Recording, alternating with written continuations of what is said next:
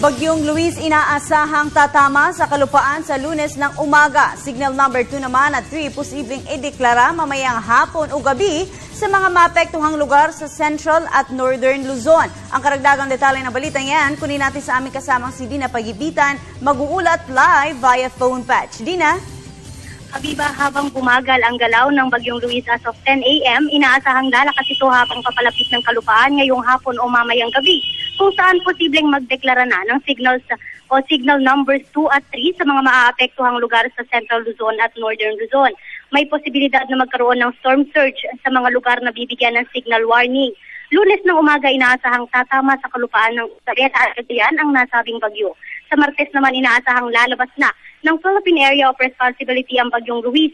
Dahil sa maaaring paglakas nito, pinapaalala ng NDRRMC o National Disaster Risk Reduction and Management Council na maging mapagmatyag at maghanda para sa posibleng pagbaha o landslides.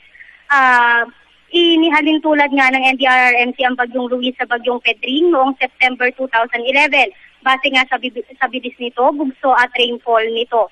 Gayunman, nasa 85 casualties ang naitala ng Bagyong Pedring, 21 ang missing at mahigit 15 billion ang damage.